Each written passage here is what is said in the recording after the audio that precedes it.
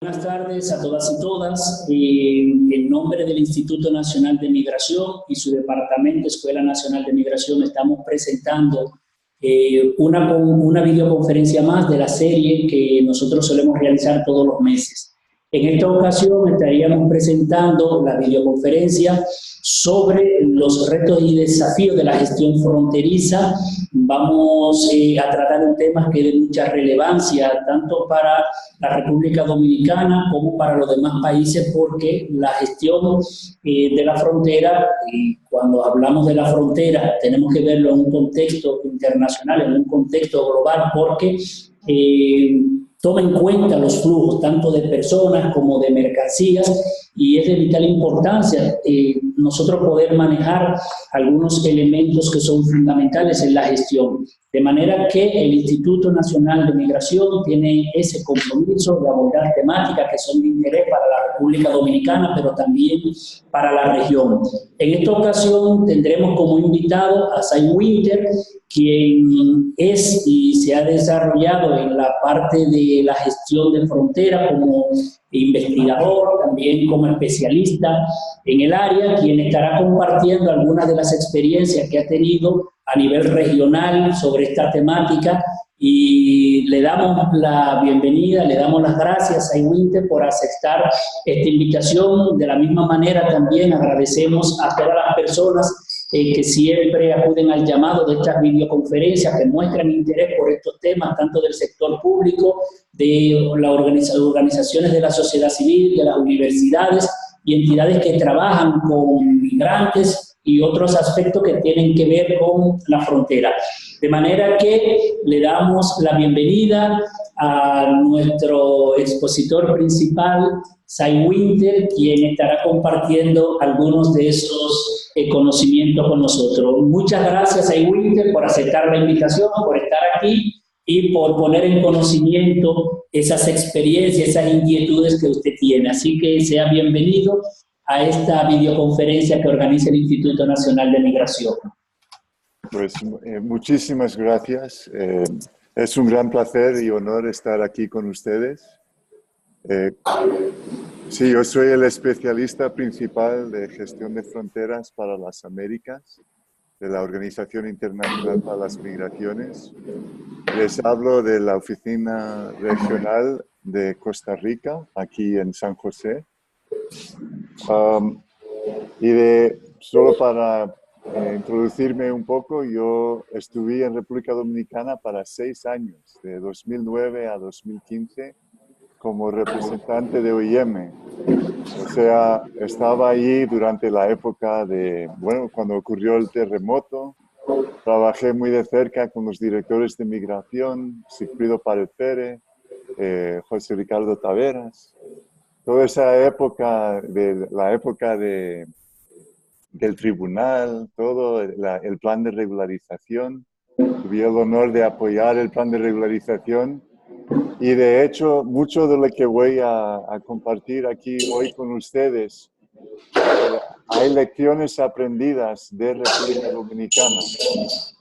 Entonces creo que, bueno, lo presento con orgullo. Sí, muchas gracias. Sobre todo es una ventaja y ciertamente que haya conocido la República Dominicana, de que tenga ese conocimiento en la parte profesional y también en la parte humana, de haber convivido y de conocer parte de nuestra realidad, y a la vez también tener la experiencia en otras latitudes, en otras partes de la región, y yo creo que eso puede fortalecer mucho más en la presentación y este debate debemos generar. De manera que, Cy, usted estaría presentando los temas, y luego al finalizar o durante usted esté presentando, las personas que nos siguen pueden expresar sus inquietudes a través del chat. De manera que al finalizar, entonces, tendríamos una sesión de varios minutos para que usted pudiese responder las inquietudes que a lo largo de la presentación algunas de las personas de seguro que formularán en el chat de este canal de la videoconferencia. Así que adelante, el escenario es suyo. Ok, muchas gracias. Bueno, esta presentación es una mezcla de... A ver, de repente... aquí está. Lo que vamos a cubrir aquí son de la perspectiva de las fronteras actuales, la situación de los inspectores y los sistemas actuales que están funcionando y cómo estos aspectos están enfrentando los retos en registro de personas, gestión de identidad, cómo estamos enfrentando la migración irregular y las crisis y cómo los inspectores hacen intercambios técnicos para resolver. Y al final voy a intentar daros un examen. Va a ser un examen virtual, pero vamos a ver si ustedes, los que estáis observando y participando, tienen los requisitos básicos para ser inspectores de migración. Siempre me gusta dar un pequeño homenaje a los inspectores. Entonces, al final, por favor, tomen el examen conmigo y vamos a ver qué tal les sale. Bueno, voy a empezar con nuestras observaciones, lo que estamos viendo en la región. Obviamente la situación de los eventos masivos y las crisis, grandes grupos de personas cruzando la frontera de varios países en situaciones de alta vulnerabilidad. Esto, de hecho, no es nada nuevo para la República Dominicana. Me acuerdo que en un momento CESFRONT tuvo 600 niños que estaban cuidando en la frontera. Entonces, para la República Dominicana esto no es nada nuevo. Pero sí voy a tratar de compartir cómo en la región hay nuevas ideas de cómo enfrentarlo. La documentación muy precaria, esto lo vemos en muchos países, cuando hay migrantes que no pueden producir adecuado documento de viaje, fantástico si lo tienen, pero hay muchos que no tienen ni documento de identidad, entonces no puedes ni comprobar de qué país vienen. Y este reto es especialmente preocupante con niños. Cuando estamos viendo niños cruzando fronteras y no hay un documento fotográfico del evento y del niño. Y hay varias soluciones para esto que quiero compartir. Y también vemos algo muy histórico, muy común, pero que es un poco delicado el tema, y es el hecho de que gente accede a un visado legítimo para cruzar una frontera, para acercarse a otro país donde es el destino actual. Es un proceso medio legal, pero con un fin irregular, ¿no? También tenemos el tema de economías informales y el enfoque de muchos de las direcciones de migración en controlar simplemente acceso a un estatus migratorio. O sea, todo el mundo puede cruzar la frontera donde sea y acceder a la economía informal, pero muy pocos pueden acceder a un estatus migratorio. Esa dinámica es muy común en las Américas y es algo que enfrentando todas las informalidades económicas es realmente la solución más elemental y clave. Y otra cosa que quiero revisar con ustedes es las incongruencias en acciones coercitivas entre varios países. Un país que no hace nada por una violación y otro país que somete migrantes a una detención administrativa. Eso tiene un efecto bien fuerte en qué dirección van los flujos, ¿no? Y falta de plan de contingencia para eventos masivos. Esto es solo para darles un breve tour por la región. Tenemos estos cruces irregulares evitando inspección. Tenemos gente muy vulnerable. Tenemos a veces acumulaciones de migrantes muy grandes, muy importantes y con una situación precaria en cuanto a cómo comunicar y establecer procesos administrativos adecuados para procesar grupos en tan grandes números. Estos son aquí en las caravanas. En el medio, voy a usar mi mouse, ojalá lo puedan ver. En el medio, estas fotos de aquí son los procesos legítimos actuales. Y en los mismos países existen estos otros modos de ingreso y movimiento transfronterizo irregular. Entonces, vamos a hablar un poco sobre las dos cosas y cómo regularizar estos procesos. Uno de los métodos más esenciales e importantes que estamos usando es el intercambio técnico entre inspectores de primera línea. O sea, aquí en esta pantalla ustedes pueden ver inspectores del norte de Ecuador que están recibiendo los supervisores de sus contrapartes en el norte de Colombia y en el norte de Perú. Entonces, todos son los líderes de los equipos que están recibiendo venezolanos en grandes grupos y están enfocando en capacitar al equipo, en este caso es el equipo de Ecuador. En esta pantalla, en esta foto de aquí abajo, en la esquina bajo derecha, están los inspectores e investigadores de Trinidad y Tobago, que recientemente apoyamos en su regularización, registro y regularización de venezolanos. Entonces, es muy importante que los diferentes equipos de inspectores puedan comunicar entre ellos sobre qué son sus retos y sus procesos y políticas para depurar casos individuales actuales, mirando a la documentación actual. Y les voy a dar unos ejemplos. Pero aquí está la lista de los temas, el enfoque en la documentación, cuando estamos viendo suplantación de identidad, qué métodos podemos usar para investigar un caso y entender qué está pasando con el individuo que está aportando estos documentos. Y también todo el tema de las listas de alerta y cómo los usamos en el contexto de regularizar o registrar y tomar decisiones sobre grandes grupos de migrantes. Es importante diferenciar entre una lista de alerta de Interpol que conecta con nuestros sistemas de gestión de frontera y lo que es la revisión de una lista de antecedentes penales para un migrante que está solicitando un estatus migratorio. Son dos listas. Uno es mucho más detallado. O sea, si tú buscas en Interpol a ver si una persona tiene un problema, el grupo de personas que está en esa lista es bastante pequeño. Es muy improbable que la persona esté en esa lista. A veces hay, pero son gente de un crimen muy alto, ¿no?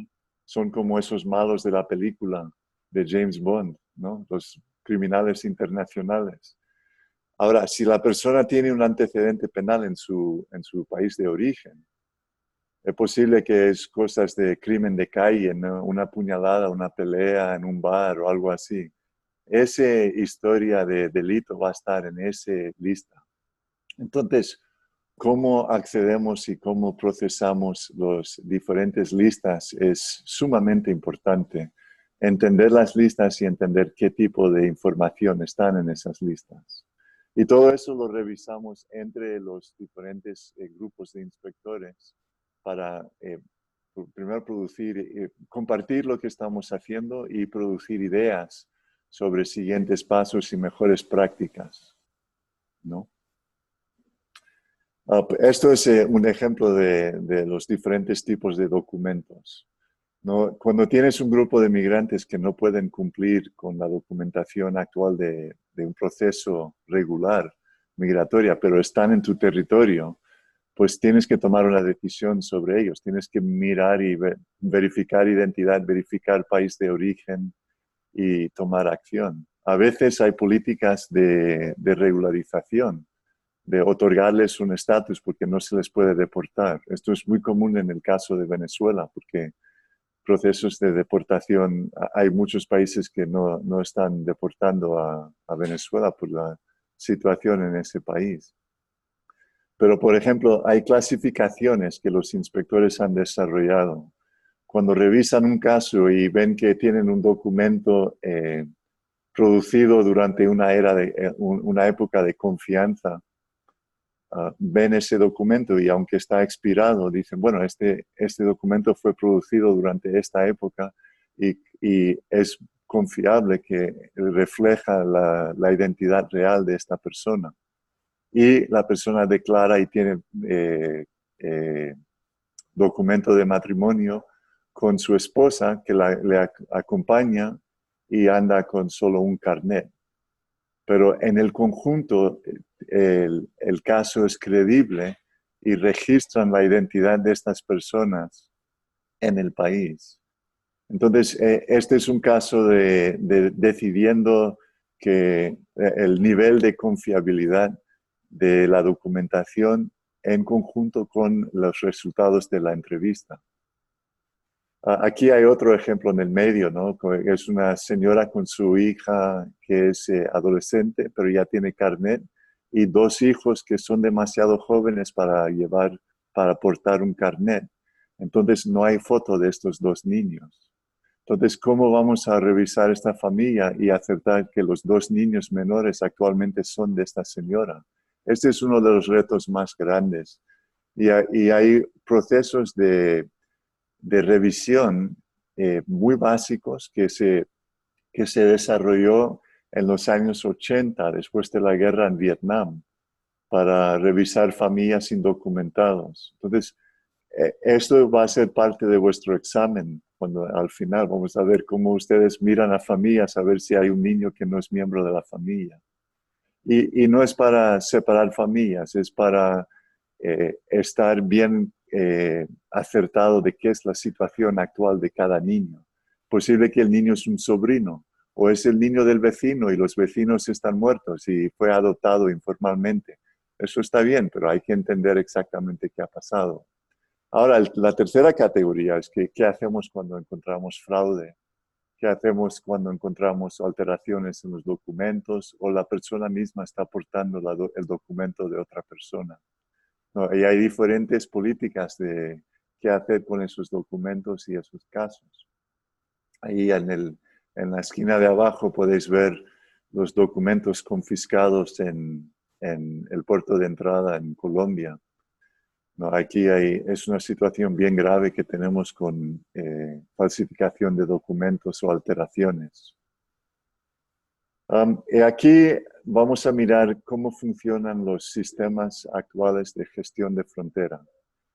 Este es un ejemplo básico, es cómo funciona el sistema que OIM provee a los países miembros. Es similar a la que tenéis en República Dominicana y cualquier otro país tiene algo semejante, ¿no? En el principio tenemos al OASI, la Organización de Aviación Civil Internacional, que produce los estándares de documentación de viaje. Los viajeros son registrados inicialmente a través de, en este caso, APIS, y República Dominicana tiene un sistema APIS, que es un sistema de información avanzado sobre el pasajero antes del vuelo actual. Los datos de los pasajeros ya están siendo transmitido al país receptor. Entonces la persona llega al punto de entrada y actualmente presenta sus documentos. Los documentos son escaneados y hay este lector mecánico es actualmente el estándar global, pero muchos países usan un escaneador que actualmente capta imagen del documento. Eso es mucho, mucho más común ahora y muy útil porque el sistema de gestión de fronteras capta ese documento y se puede mirar después cómo fue el documento, ¿no? Entonces hay toda la lista de acciones que tiene que ocurrir con el documento y con el pasajero para verificar que la persona actualmente puede entrar en el país. Y todo lo de este lado son los procesos con los servidores para producir los datos y la información sobre nacionalidades, entradas, salidas, flujo, cuando hay mucha gente cruzando la frontera y cuando no, o sea, época de vacaciones, época turística, todo ese tipo de datos salen de este proceso. Este es el método de producir los datos más confiables del país sobre lo que está pasando en cuanto a entradas y salidas formales. Y uno piensa, bueno, eso no es tan importante porque lo de, lo de la gente que está entrando oculto, la gente que está evitando inspección, eso es lo que me interesa. Pero parte de lo que, del rompecabezas, de lo que está pasando a nivel regional, es cuando un país da entrada para que la persona vaya a otro país, o sea, sin el conocimiento del país que les dio entrada, para ir a otro, un tercer o cuarto país irregularmente. Entonces, estos sistemas te producen datos. Por ejemplo, dejaron entrar 5.000 personas de Turquía, pero solo han salido 3.000 en los últimos no sé cuántos meses. Entonces, ¿qué pasó con los 2.000? Hay una diferencia bastante grande ahí. Hay que mirar si, bueno, aún están en el país o han ido a otro lugar o qué ha pasado. Estos datos, como son tan confiables y están basados en un registro de un evento formal entre el individuo y el Estado, son sumamente importantes. Y se habla, se habla poco de esto. Esto no es muy común que salga en la prensa o que estemos debatiendo qué está pasando.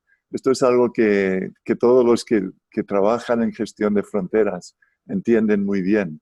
Y el público no está tan al tanto de todo lo que estos sistemas revelan, ¿no? Esta es la pantalla que sale para el inspector, donde ven el pasajero, pueden tomar foto, pueden tomar huellas, pueden producir reportes muy, muy detallados sobre nacionalidades y flujos. Ahora, mirando a ese último pantalla, vamos a mirarlo otra vez, pero vamos a mirarlo en un contexto más complejo, agregando el tema de la gente que ha entrado en el país irregular. Esa gente, cuando se logra conseguir una política para que ellos se acerquen a las autoridades, como se hizo creo que era 2013-14 en República Dominicana, cuando empecemos a salir a las municipalidades y explicar lo que iba a pasar con el plan de regularización. Es toda una política que hay que desarrollar, pero también es la metodología logística y técnica para actualmente recibir esa gente y conectar y aceptar su identidad a través de su documentación y las entrevistas, etc. Entonces, aquí en esta pantalla estamos viendo nuestro grupo de desconocidos que están en nuestro territorio y ejemplos de los diferentes tipos de documentos que tal vez están portando. Y ellos están ahí, pues, a ver si podemos lograr una política para que se entreguen a las autoridades y empecemos a otorgarles un estatus migratorio. Este proceso que les voy a explicar ahora es el proceso actual que estamos utilizando en las islas de Trinidad y Tobago para registrar los venezolanos. Trinidad y Tobago tiene una situación bien particular porque ellos ellos pueden ver de su costa sur, ellos pueden ver la costa norte de Venezuela. Es cosa de 45 minutos cruzar en barco. Entonces, ellos tienen un flujo bien importante de venezolanos y querían hacer un registro de todos los venezolanos en el país. OIM les está apoyando con este sistema y bueno, os lo muestro. Espera. Este es aquí, perdón. El primer paso es que las personas se les informa que hay una página web donde ellos pueden acceder al formulario que tienen que llenar y que tiene que ser firmado como una declaración formal delante de un oficial de gobierno, un inspector de migración. Entonces, ellos suben a la página web y llenan este formulario. Y ese formulario, cuando lo llevan al inspector, ellos solo tienen que entrar el número del formulario y al meter el número sale todos los datos y detalles del individuo que ellos pusieron en la red. Entonces, hay muy poco trabajo para el inspector. El inspector lo tiene que revisar en detalle y entrevistar a la persona. Y claro, hay que hacer preguntas sobre el lugar de origen, sobre la documentación que están portando, cómo llegaron al país, todos los detalles hay que hacerlo. Pero el trabajo más sencillo de entrar datos, eso en la gran mayoría de casos ya está casi completo, porque el individuo ya hizo ese esfuerzo en línea. Entonces, es un método para rápidamente avanzar en el proceso de registro del individuo.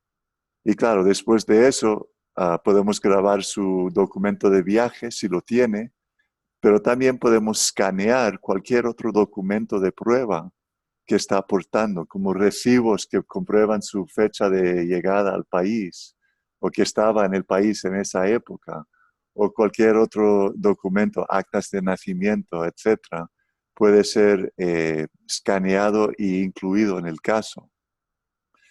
La persona puede ser fotografiado, podemos tomar sus huellas y podemos compararlos a través de un servidor AFIS para verificar que la persona si la persona está en algún base de datos. Y podemos en ese momento imprimir un carnet para que la persona puede portar un documento acertando su estatus en el país. Y igual que el otro sistema, producir los reportes sobre qué nacionalidades, qué son los flujos, quién ha entrado, qué tipo de documentación están portando, qué son los datos de los casos, ¿no? Entonces, todo eso es muy bonito, lo que os acabo de presentar, ¿no? Pero también existe el real situación de que viene tanta gente que no puedes hacer algo tan formal o tan detallado. Están en los miles, como lo que pasó los días después del terremoto. Se cruzó miles de personas y había que proveer auxilio primaria, ¿no?, con esta gente. Pero pronto después hay que hacer un registro. Y uno de los métodos más, y este es otro ejemplo, ¿no? Gente que ya no podemos con el proceso y hay que hacer algo. Este es un ejemplo. De hecho, esto es un registro que yo hice con un grupo de afganos que llegaron 700 y teníamos 3 horas para hacer un registro muy breve, para por lo menos acertar que teníamos una foto de cada individuo. Entonces, esos individuos más tarde, cuando se les pide que vengan para entregar un estatus, ellos pueden comprobar, y nosotros podemos comprobar, que estaban en el país en ese momento de tiempo y estaban delante de un oficial entregándose y dieron ese nombre que está escrito en la pizarrita ahí. Entonces es un sistema bien sencillo, muy antiguo, algo que se empezó desde hace años, pero funciona es muy efectivo para por lo menos poder mantener contacto con la gente que quiere cumplir con la ley. O sea, es posible a veces tener procesos y sistemas que no ayudan ni siquiera a la gente que quiere cumplir. Y eso es una situación bien grave. Entonces aquí estamos en una situación como digamos, de una desesperación administrativa, tomando fotos muy básicos y usándolo como un proceso de registro. Pero es mucho, mucho mejor que nada. Es mi mensaje final en esto. Mucho mejor que nada. Tomar un foto básico y poder volver al caso, decir, tú dices que viniste en ese tiempo, pues yo debería tener una foto de ti. ¿Cuándo ves que dices que viniste? Porque tomemos fotos de todo el mundo que llegó. Ok. Entonces puedes ir allá y comprobar que la persona te está diciendo la verdad. No, entonces, los crisis de migración, ¿no? Que hay una lista de acciones aquí que quiero compartir. Hay que enfocar en varias cosas. La primera es inteligencia. En migración y en tráfico hay muy poca inteligencia formal para el gobierno. Si se trata de narcotráfico, hay inteligencia, hay especialistas que producen estrategias y operaciones, todo basado en toda esta información que están acumulando oficiales dedicados a la inteligencia. Pero en la respuesta de migración no es muy común encontrar un oficial de gobierno que es el oficial de inteligencia asignado al director de migración y produce los reportes para acciones estratégicas o tácticas para intervenir de parte de la ley de migración. El otro tema es cómo hacemos equipos entre agencias. Las respuestas a crisis, ninguna agencia puede hacer la respuesta completa. Es esencial que los diferentes agencias se junten como equipo bien coordinado para para apoyar las interdicciones, cómo van a procurar delitos contra migrantes o migrantes que han cometido delitos. Las dos cosas ocurren. Cómo vamos a ejercer políticas de detención o las alternativas a la detención y qué son las soluciones migratorias reales disponibles para los migrantes. Todo esto tiene que ser revisado, concebido y entendido a los niveles más altos de gobierno. Y claro, cada uno de estos puntos de intervención requiere un componente de derechos humanos y protección. Es muy importante para mí el promover que todos nuestros equipos de intervención deberían tener alguien que está dedicado a promover los derechos humanos y la protección de individuos, sea en el área de inteligencia, operaciones de interdicción, la procuración o en el área de detención. Entonces, al formar los equipos, necesitamos organizarles y tener como un régimen. Y lo ideal, y esto lo hicimos en República Dominicana, entre Procuraduría, la Dirección de Migración, con apoyo del Departamento de Seguridad de los Estados Unidos, que hacíamos una reunión cada mes. Venía algunos agentes de sociedad civil, las hermanas Oblatas, me parece que fue. ¿Quién más? Bueno, había una lista de entidades de gobierno que eran de primera línea y ellos invitaron a OIM y a unos ONGs que eran como más operacionales para participar en estos equipos. Después de realmente entender lo que cada equipo podía hacer, desarrollamos los términos de referencia, empecemos a hacer ejercicios de mesa. O sea, si tenemos que ir allá a rescatar a esos niños que son víctimas de trata, ¿quién va a hacer qué, dónde y cómo? Y habrá 500 o más migrantes irregulares que tenemos que depurar también. ¿Cómo lo vamos a hacer actualmente? ¿Qué agencia puede venir a las 3 de la madrugada? ¿No? Y de repente todo el mundo está yendo hacia la puerta. O sea, hay mucha gente que quiere hablar de lo que es importante y esto y lo otro. Pero cuando se trata de montarte en una camioneta y salir a las 3 de la madrugada, eso es otra cosa. ¿No? Pero, bueno, les voy a mostrar unas fotos aquí después. Los simulacros, después de los simulacros, pues ejercicios en el terreno. Y si no tienes fondos para simulacros, pues vete al terreno e intenta de todas formas, ¿no? Y en el área de inteligencia, esta es la lista de los detalles que tenemos que tener en cuenta cuando estamos produciendo inteligencia. Primero, si estamos trabajando en estrategias o desarrollando tácticas para una intervención actual. No tenemos nuestros sistemas de gestión de frontera que ya los expliqué en detalle. Cualquier oficial de inteligencia necesita entender muy bien qué son los datos del sistema de gestión de fronteras y qué son los datos de los otros países afectados o que les está afectando, cómo están funcionando, qué flujo de información tiene alrededor de los sistemas de gestión de frontera. Y claro, entonces hay todos los otros recursos, ¿no? Lo que se sabe en la frontera, cómo están facilitando el tráfico de personas o son traficantes actuales, ¿no?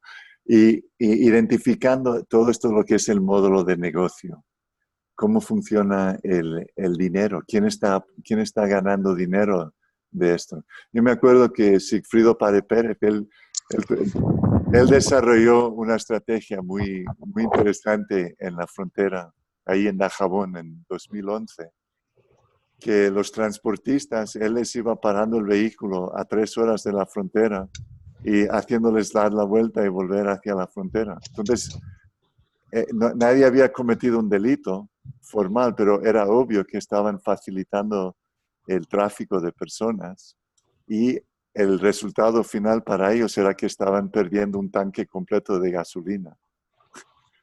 Entonces, les costaba demasiado y no querían hacerlo y él logró frenar un flujo importante de migración irregular que estaba saliendo de la frontera en esa época. Entonces, hay varias opciones para romper estos modelos de negocio y hay que entender cuáles son y qué se puede hacer, ¿no? Y cuando hablo de módulos de negocio, estamos mirando a la realidad esencial para los migrantes irregulares. En muchos países de la región, la mejor inversión es en la migración irregular. O sea, hay gran desigualdad de riqueza, gente muy pobre, no tienen en qué invertir.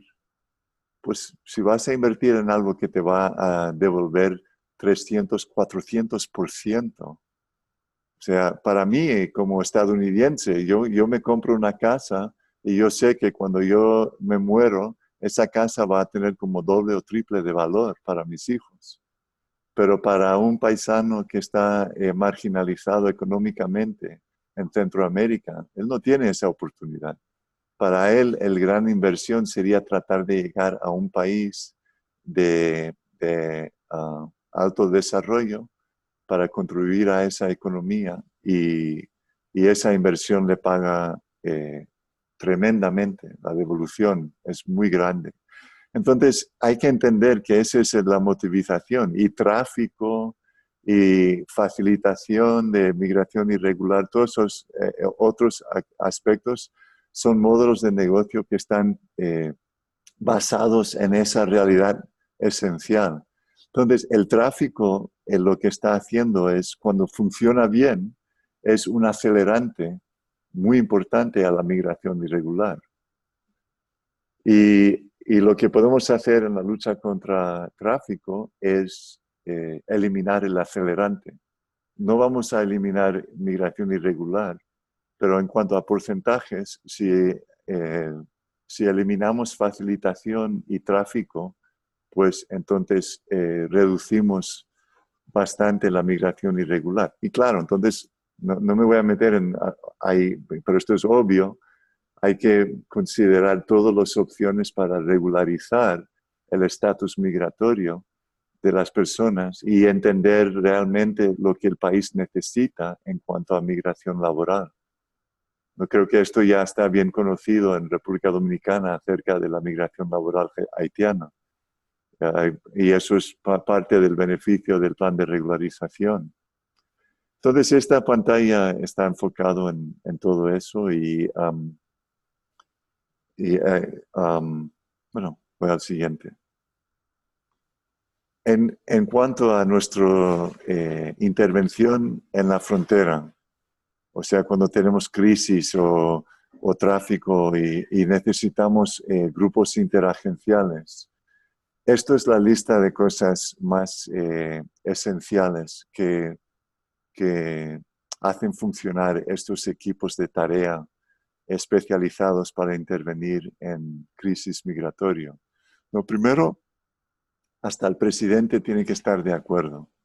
Por lo menos el ministro de Interior y Policía tiene que endorsarlo y decir, oye, quiero esto, y hay que empujar para ello.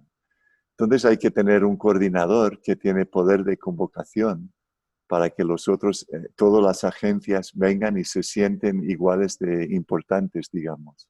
Que cada entidad puede representarse y sentirse como respetado y un socio, digamos, en la mesa redonda de iguales. Y esto es muy importante porque tenemos que equilibrar las agencias de servicio social con las agencias con poder coercitivo. Las agencias de poder coercitivo necesitan salir y necesitan exigir cumplimiento con la ley de migración. Pero ellos, al hacer eso, van a necesitar que alguien venga detrás para cuidar a los niños, para cuidar a las víctimas, para hacer todo lo que hay que hacer para proteger a la gente que están enredados en esta situación. Entonces, este equilibrio entre las agencias es muy importante. Y de hecho es lo que hicimos en nuestro trabajo en 2010, 2011, 2013, 2012 en República Dominicana. Los mensajes públicos, aquí hay una lista grande de que hay que revisar antes de salir al terreno.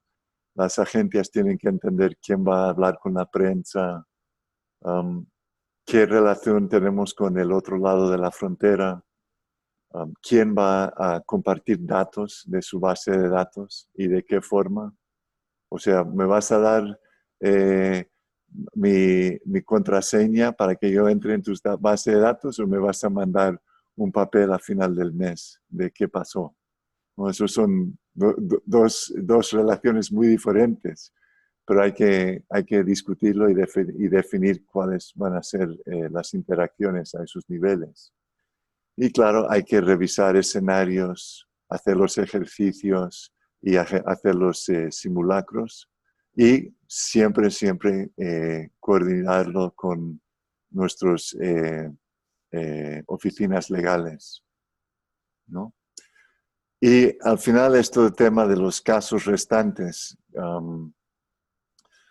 ¿qué vamos a hacer en cuanto a soluciones migratorias? Es muy importante entender qué posibles nacionalidades vamos a estar procesando, qué son los servicios consulares reales a que pueden acceder y si no existen, pues con quién podemos trabajar para acceder a esos servicios consulares y qué fondos hay para procesar estos casos.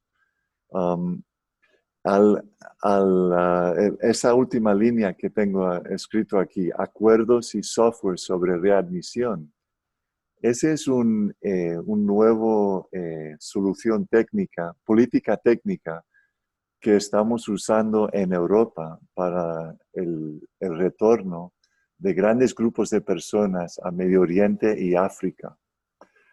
Se trata de un acuerdo formal firmado entre un país receptor que está retornando a un país de origen. Y la política es como un entendimiento que está firmado entre los dos gobiernos, pero está apoyado a través de un software que permite identificar la persona, someter la persona para una readmisión en su país de origen y un acuerdo, y también conferencias por video y planes de viaje.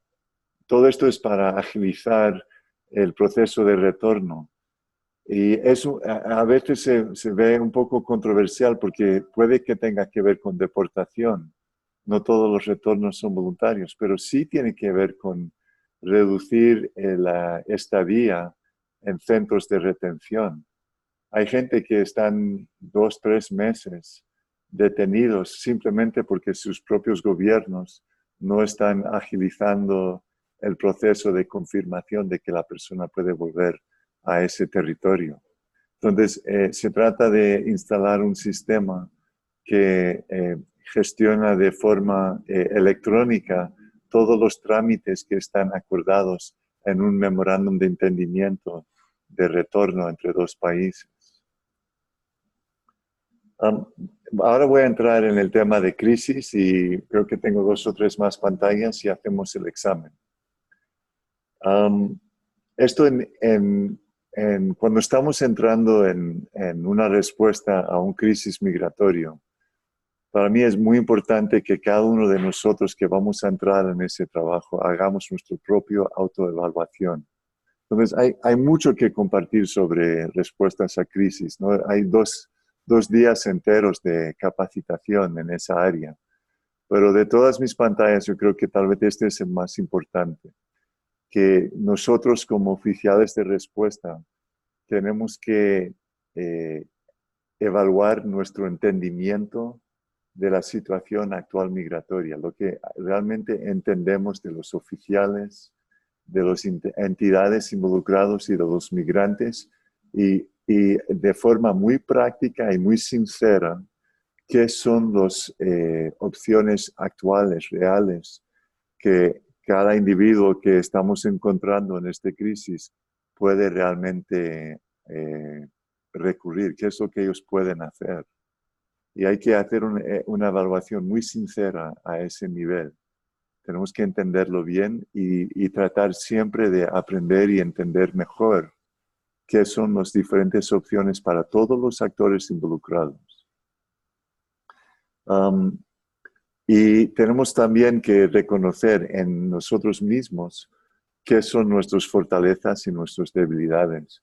Si tenemos una tendencia a ser convencidos de que soy correcto, tengo mucha confianza, tengo mucha experiencia y así son las cosas y nadie me va a convencer de lo contrario. O si eres alguien que está abierto a otras ideas, que también cómo comunicas, qué es tu tendencia cuando estás comunicando con gente. Si tienes la capacidad de entretener a las personas, si tienes la capacidad de hablar delante de grandes grupos de personas o si te pones muy nervioso. Todas esas cosas hay que entenderlo bien de ti mismo y reconocer tus debilidades y fortalezas antes de entrar en el crisis. Porque estas crisis pueden evolucionar en situaciones muy graves, ¿no? Y en cuanto a, os dije, hay 2 días de capacitación en este área, pero esta es la lista de las cosas más esenciales de lo que un oficial que está trabajando en una frontera donde hay crisis, donde hay mucha gente y conflicto, ¿no? La capacidad de ostentar autoridad, cómo usamos nuestros ojos, cómo miramos a la gente cuando les estamos liderando, cuando estamos, estableciendo que nosotros somos el líder, el orden público en esta situación. Los diferentes trucos y maneras de mantener calma, cómo estamos leyendo el grupo masivo, donde hay puntos de posible chispa de posible motín o violencia, y cómo podemos neutralizar esos elementos en un grupo grande. ¿Quién está liderando? ¿Quién es el primer seguidor? Y el primer seguidor? Bueno, hay varios primeros seguidores normalmente. ¿Cómo trabajamos como equipo para reconocer estos elementos? ¿Son positivos o son negativos? ¿Cómo podemos utilizarlos para mantener orden y bienestar de todo el grupo? Estamos hablando de a veces 500, 1000, 2000 personas. y el orden público es vital para asegurar el bienestar. Y no son hombres fuertes y grandes, no, hay niños y gente discapacitada y débiles ahí en el medio que tenemos que proteger. Y hay que establecer una fuerte capacidad de liderar en esas condiciones. Entonces, ese es mi último, bueno, esta es mi última pantalla. Voy a saltar ahora al examen. Y lo que vamos a hacer es revisar, o sea, pónganse cómodos. Vamos a revisar cómo nuestra inspección de personas indocumentados. Hay que observar, identificar impostores y identificar posible hermandad y parentesco. Y vamos a tener unos ejercicios en cada área para que ustedes vean lo difícil que es ser un inspector en el contexto de una migración irregular cuando las personas no están portando documentos y hay que investigar y entrevistar. Voy a empezar con esta pantalla para como, acomodarles un poco. Aquí hay dos documentos. Uno de esos documentos no merece un sello. ¿Cuál es? Os doy 2 segundos y os digo. Es obviamente el pasaporte A, porque Eurasia no es un país.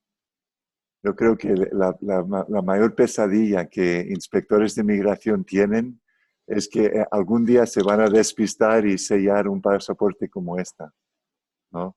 Pero Eurasia no es un país. No puedes sellar esto. Este es tu documento que por lo menos tiene pinta de ser un documento viable, ¿no? Ahora, es obvio que hay un fallo si sellas este pasaporte. Es obvio. Has sellado un pasaporte que es de una fantasía y tu sello está en ese pasaporte. Pero fallar con un impostor, ¿quién se entera? ¿Quién se entera que has fallado con un impostor? Pues realmente nadie, ¿no? A no ser que otro lo observa. En ese contexto, mira este rostro, que es el mío, aquí en el medio, y dime cuál de los dos bebés es ese señor en el medio. Y para hacer eso, fíjense en las orejas de los dos bebés. Uno soy yo y el otro es mi hermano. Pero si haces la biometría, puedes ver rápidamente cuál soy yo. Entonces, fíjense en esta línea en mi oreja, aquí, y fíjense aquí en este bebé. Y se ve de una vez que soy yo.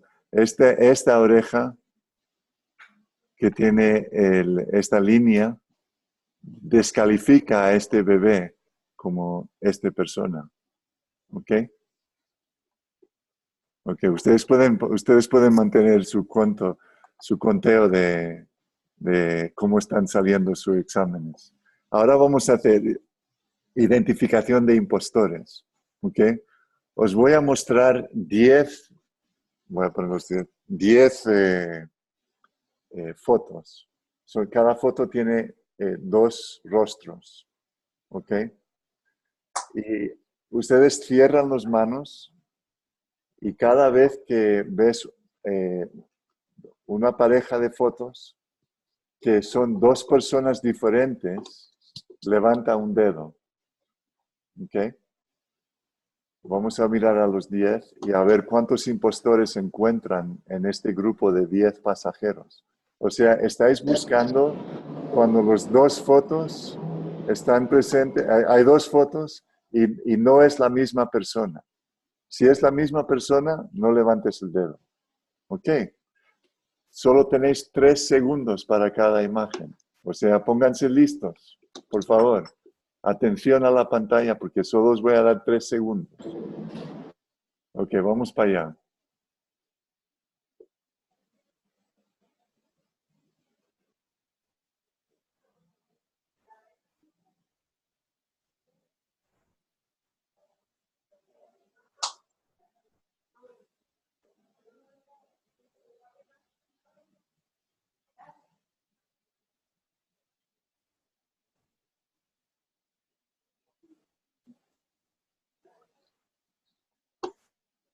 Perdón.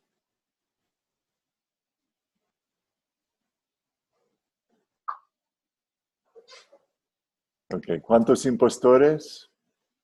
Os doy 3 segundos para mirar, contar vuestros dedos. Hay 7 impostores ahí. Oh, perdón. 7 impostores. Entonces, los únicos que no son impostores son los dos directores directores generales de OIM, el anterior, señor Swing, aquí, y el actual, señor Vitorino. Y mi hija, Sydney, que aquí en su documento de viaje tiene 10 años y aquí tiene 15. Y ella aún viajaba con ese documento. Entonces, uno de los retos importantes para inspectores es cuando tienen que identificar a un joven con una foto antes de que fue adolescente, porque la cara va cambiando.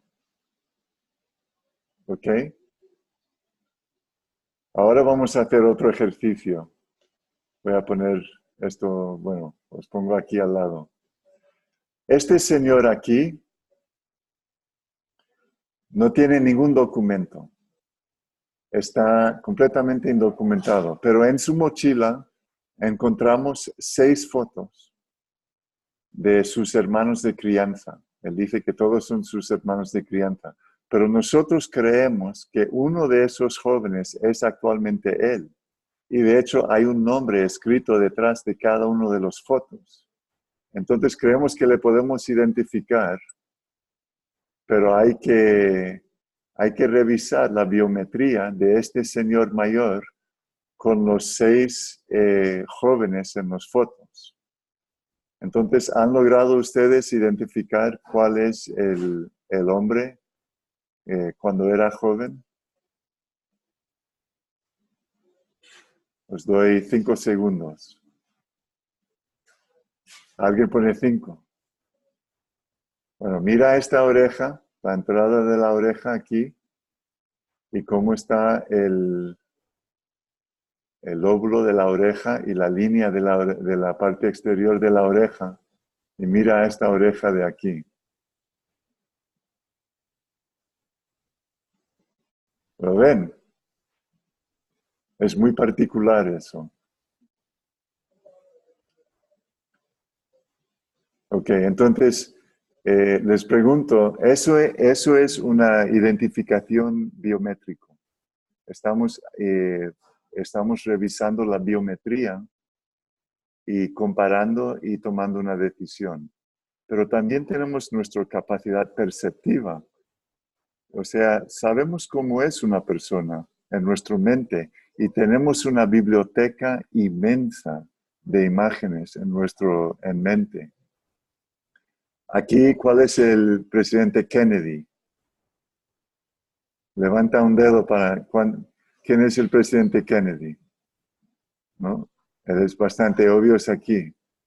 Pero ¿dónde está el presidente Trump? ¿Alguien ve al presidente Trump? El 2. Perfecto, el 2. Ahora, el número 5, ¿quién puede ser? Es un hombre muy religioso que vive en Italia y es de Argentina. O sea, es el Papa, ¿no? Pero a que ustedes que sois dominicanos, en la mayoría, ¿quién es el número 3? ¿Reconocen al número 3?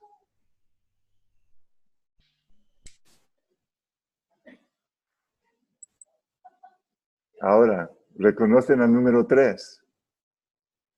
Ese es don Carlos, el ex canciller, cuando yo era jefe de misión. ¿Le ven? Mira cómo son las orejas aquí.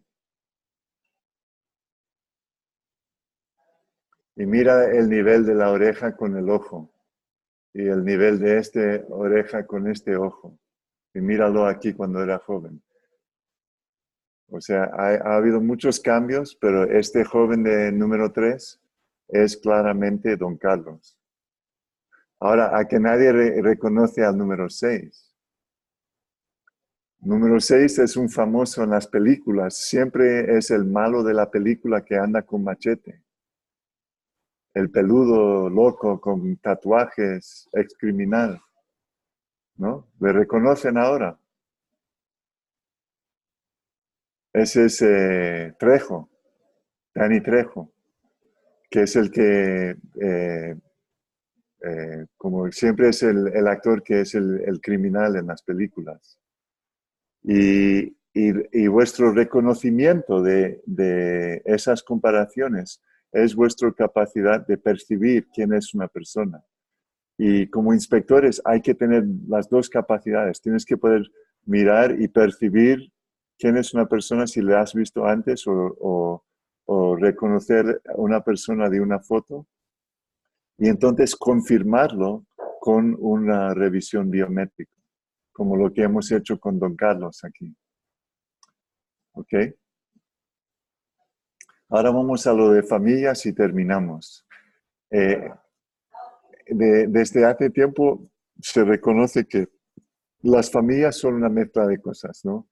A veces hay 2 o 3 matrimonios involucrados, hay varios medio hermanos, entonces hay que tener eso siempre en cuenta, ¿no?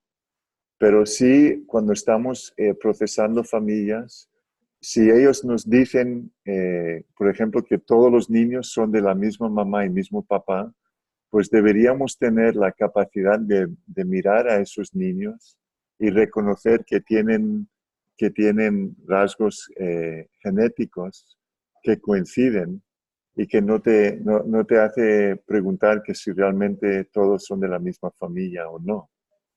Eso es para, no para, es simplemente para confirmar. Y a veces hay que referir casos a servicios sociales, ¿no? Entonces, vamos a hacer un ejercicio, vamos a revisar unas familias. Este es el contexto, o sea, esta es una operación real. Aquí el equipo de OIM y oficiales de la Dirección de Migración de República Dominicana, gente de Procuraduría, están procesando un caso de posible tráfico y trata. Y hay unos 300 personas que están revisando y tienen como 4 o 5 horas para hacerlo. Creo que esta intervención ocurrió yo voy a decir 2013 o 14. Pero hay un oficial de servicios sociales con experiencia con familias observando, a la misma vez que todo el resto del lío está ocurriendo, ¿no? El registro, las preguntas por los investigadores, las entrevistas, todo eso está ocurriendo, asistencia médica, humanitaria, todo ocurriendo en un espacio bastante limitado. Creo que esta foto fue tomada allá en Santo Domingo, cerca a Procuraduría, en algún lado, no me acuerdo exactamente dónde. Gina Gallardo, que es jefa del instituto, de la escuela, os puede decir, creo que ella estuvo ahí ese día. Pero nada, entonces estamos aquí revisando familias y vamos a ver quién está relacionado con quién. Este es nuestro primer ejemplo. Este señor en el medio nos dice que todos esos 4 hijos son de la misma esposa. Y los muchachos nos dicen lo mismo. Dicen, sí, solo una madre. Y os digo ahora que un buen inspector mira eso y dice, no. ¿Qué pasó aquí? Dime la verdad. ¿Quién es la otra madre? Tiene que haber 2 madres aquí. Y os digo cómo se hace. Mira, en vez de mirar los rostros y las caras, mira solo las orejas de los muchachos, solo las orejas. Y mirando solo las orejas de estos señores, ¿cuántas mujeres están involucradas? ¿No? Y por favor, nadie diga 5. Pero mira,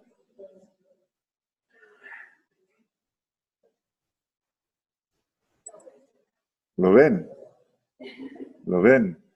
Y es bastante obvio quién es la madre de quién también. Eso solo teniendo en cuenta orejas. Hay otros aspectos que podemos mirar también. Este mamá y papá están fotografiados con dos hijas y una sobrina. ¿Cuál es la sobrina? Un inspector de primera línea que está entrevistando casos indocumentados debería tener una fuerte opinión sobre esto. No puede estar seguro, ¿eh? Si te dicen que todas las tres son hijas, posible que es verdad, muy probable que es verdad. Pero si te dicen una de ellas no es mi hija y te preguntan, adivina cuál es, pues sería el número 2. Fíjense en las orejas, fíjense en las narices de los padres y las hijas y cómo son los rostros y la estructura y formas esa opinión rapidito.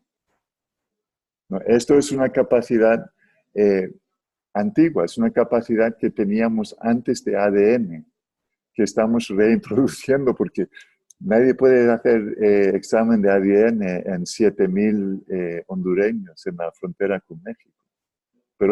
Pero sí, con un poco de conocimiento, puedes por lo menos formar una opinión y hacer preguntas adicionales para un caso que tal vez tiene... Y claro, hay muchas otras cosas que considerar. Aquí esta familia lo puse porque es uno que obviamente los rasgos biométricos están muy conectados, ¿no? Si miras a los dos muchachos, ellos son, bueno, casi gemelos, diferente edad, pero mira las orejas, la estructura de sus caras y sus cabezas, su forma de estar de pie, su posición corporal y cómo están aguantando la niñita, que es obvia es la hermanita. Es obviamente una familia completa. Yo no cuestionaría si me dicen estamos aquí para registrarnos, no tenemos ningún documento, somos la familia, etc. No hay ninguna duda que para mí, o sea, a no ser que ellos te dicen algo, pero yo no lo cuestionaría tampoco. Ahora, no es una prueba, ¿eh? Pero en la situación de que nadie está documentado y tienes que tomar acción, pues toma acción. Para estos niños, esta es otra cosa. Aquí, yo no sé si hay dos hermanos aquí en el grupo, ¿no? Mirando al muchachito y cómo es su oreja en comparación a los otros. Posible que estas dos sean hermanas, posible de estas tres, ¿no? Pero si te dicen que todos son de la misma mamá y papá, aquí hay un problema. Alguien de servicios sociales debería entrevistarles y sacar la verdad y revisar qué es la situación de esta criatura. Y este es otro tipo de ejemplo que trabajamos. Este es actualmente fotos de arresto de Carolina del Norte, que yo uso como ejemplo para una pandilla. Digamos que es un grupo de traficantes y hay que revisar todos los 8 personas y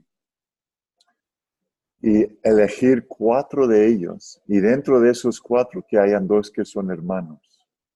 O sea, elige los 4 que tienen rasgos genéticos más similares para ojalá que hayas captado 2 en el mismo grupo que son hermanos. Y el razón para esto es que cuando los investigadores saben que un delito ha ocurrido, como tráfico, con un crimen anexo, como violación o alguna brutalidad, algo, y ellos quieren procurar el caso, pero nadie está cooperando, los migrantes no quieren decir nada. Entonces estamos mirando a estos 8 traficantes, transportistas, ¿no? Y creemos que han cometido un delito y hemos logrado identificar 4 de ellos que tienen rasgos genéticos similares. Y entonces podemos separarlos en grupos de 2, asegurando que esos 4 están separados. físicamente. Y ahí los inspectores pueden empezar a decir que los otros dos van a ser procurados. Para que ojalá el hermano mayor o el hermano bueno diga, no, no, no, el otro es mi hermano y él no quiso, él no estaba involucrado, pero el otro es un bruto y violó a la chica, y etc. O sea, para investigadores que están haciendo intervención en primera línea, a veces observando y teniendo una idea de quién está relacionado con quién, es el único información que vas a lograr conseguir. Y en este caso, para revelar quién está relacionado, pido que escogen 4, y si dentro de esos 4 está el número 3 y el número 5, pues estás bien, estás acertado. Y esto se hace mirando a la estructura de las orejas y la forma de varios otros aspectos, pero principalmente el aspecto de las orejas. Entonces, me gusta siempre terminar cautelando a la gente. ¿Qué os parece? ¿Pueden ser hermanos estos dos, basado en las orejas o otros rasgos? Casi todo el mundo dice que no son hermanos, pero de hecho estos dos son mellizos. Nacieron el mismo día, son hermanos, ¿no? Y aquí se ve muy claro que son hermanos. Y también me gusta hacer este pequeño chiste, ¿no? Porque la mamá de estos 3 niños dice que todos son del mismo papá, pero uno siempre pregunta, ¿no? Que tal vez si hay 2 papás aquí. Y siempre hay alguien en el grupo. Yo no os puedo ver porque estamos aquí en Zoom, en la red. Siempre hay alguien que dice, sí, el de la derecha o el medio o algo, que él tiene un aspecto diferente. Entonces abro ahí y os presento a mi familia. Esta es mi esposa y mis 3 hijos, ¿no? Este tema de depurar casos y tener opiniones sobre quién está relacionado con quién es sumamente delicado y tenemos que tener mucho cuidado con ello. Pero sí es importante hacerlo en el contexto de migración en crisis, migración masiva, y cuando tienes miles o cientos de personas indocumentados y necesitas depurar y tomar decisiones sobre cada caso. Entonces termino con ese pequeño chiste y presentando a mi familia y saludando a todos ustedes y dándoles las gracias. Si tenéis alguna pregunta o observación, con mucho gusto. Quedo aquí en línea. Muchas gracias, Sai Winter. Hemos seguido con mucha atención la presentación desde el inicio hasta el final. Y hay una parte que es muy entretenida. Las personas que nos siguen estuvieron participando, sobre todo queriendo levantar la mano, pero no estaba diseñado para que ellos pudiesen hablar, porque de lo contrario hubiese sido algo sumamente interesante para todas y todos que mostraron bastante interés, pero por lo menos por el chat iban colocando números, el 3, 4, el 8, el 5, etc. Sai, muchas gracias por aceptar la invitación. Este es un material de suma importancia. A todas y todas los que nos están siguiendo ahora, esta videoconferencia nosotros la estaremos publicando a través del chat, a través de las redes sociales de la Escuela Nacional de Migración, entiendas el Instituto Nacional de Migración y de su escuela, a lo mejor en YouTube también. Este es un material muy didáctico. Agradecemos a que, además de la experiencia que tiene en el terreno, haya podido combinarlo con una didáctica y unas estrategias muy interesantes, que entretienen, pero a la vez también se aprende mucho. Yo creo que en esto tenemos que reconocer esa sagacidad que tiene para abordar este tema, que es bastante complejo, que requiere también de tiempo, y ha hecho una síntesis muy breve, muy escueta, pero muy interesante sobre estos temas. De manera que la Escuela Nacional de Migración, el Instituto Nacional de Migración, ojalá tener la oportunidad de tenerle por la República Dominicana en cualquier momento que usted venga por aquí de visita y poder también compartir con ustedes de manera personal estas experiencias tan interesantes que usted tiene. El Instituto Nacional de Migración, la Escuela Nacional de Migración, da las gracias a todos y todas ustedes que nos están siguiendo, y a la vez también les invitamos a seguir cada mes nuestra videoconferencia que se estarían realizando sobre diversos temas. Este es uno más de las entregas que le hacemos, y por el mismo canal le estaremos haciendo llegar las invitaciones. Si usted tiene algo finalmente que decir, Sai, se lo agradeceríamos al respecto. Bueno, entonces, aquí hay algunas, sí, no quiero pasar, y disculpa, Sai, hay algunas preguntas que me han hecho y quiero hacerla, por favor, porque ustedes se animaron aquí finalmente. Pregunta Jader Morazán: ¿cómo se valoran antecedentes penales de personas que son perseguidos por crímenes en Venezuela, Nicaragua, donde se inventan delitos comunes? Bueno, una pregunta. La otra pregunta es, aquí, ¿qué sugiere para aquellos que deportan a países de donde vienen huyendo las personas? Esas son unas preguntas que nos hacen. Bueno, ahí tenemos dos preguntas. Sí, son dos preguntas muy importantes, porque y esto es algo que enfrentemos en la situación en Trinidad, ¿no? A veces el país puede otorgar un estatus migratorio bajo ley que no es uno de protección, ¿no? Entonces, lo que es esencial es que cada país que ha firmado el convenio sobre protección de refugiados, que cumplen con ese convenio y que tengan un estatus migratorio especial para esos casos, y que tienen la capacidad de valorar los individuos y otorgarles ese estatus. Entonces, eso es, o sea, la respuesta rápida es: cada país tiene la obligación cada país firmante al convenio tiene la obligación de desarrollar un proceso de otorgar un estatus para ese tipo de caso. En situaciones, por ejemplo, en Venezuela y Nicaragua, hay cierto porcentaje, por lo menos en Trinidad y Tobago hay 16.700 y pico, me parece, que solicitan un estatus migratorio laboral. Y ese estatus migratorio laboral requiere que la persona produzca sus no antecedentes penales en el país de origen. Entonces, lo importante es que la persona solicitante entienda que el gobierno que está ofreciendo un estatus migratorio tiene como parte del proceso solicitar información del gobierno de origen.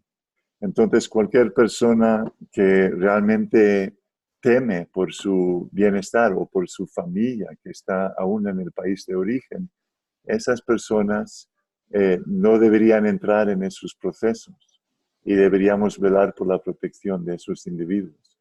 Pero no queremos restringir los procesos migratorios basado en un supuesto de que todo el mundo no va a querer eso. Es realmente una decisión individual. Muchas gracias, Sai, por la respuesta que ha intentado pues, dar a las diferentes inquietudes que han planteado los que nos siguen. Muchas gracias por este esfuerzo, Sai, y por aceptar también la invitación, y realmente agradecemos profundamente el compromiso que usted ha tenido con la República Dominicana, con aportar sus experiencias, con llevarse también algunos conocimientos y poderlos compartir en otras latitudes de buena práctica en la República Dominicana para fortalecer la gestión migratoria, que implican muchos aspectos: el aspecto de seguridad, el aspecto económico, entre otros tantos, que usted ha intentado de manera muy breve de abordar. Así que muchas gracias, y a todos ustedes que nos han seguido, en nombre del Instituto Nacional de Migración, y manténganse atentos para la otra convocatoria que haremos de videoconferencia. Muchas gracias, Sai Winter, por aceptar esta invitación y por dedicarnos este tiempo tan valioso y tan precioso. A todos y todas ustedes que han estado preguntando cómo acceder, ya les hemos dicho. A través de nuestras redes sociales, de nuestro canal de YouTube, estaremos publicando esta presentación y en algunas capacitaciones internas. Ya eso lo trata una división de comunicación del Instituto Nacional de Migración. Muchas gracias y será hasta la próxima todos ustedes. Muchas gracias, Sai Winter. Gracias, adiós. Disculpen.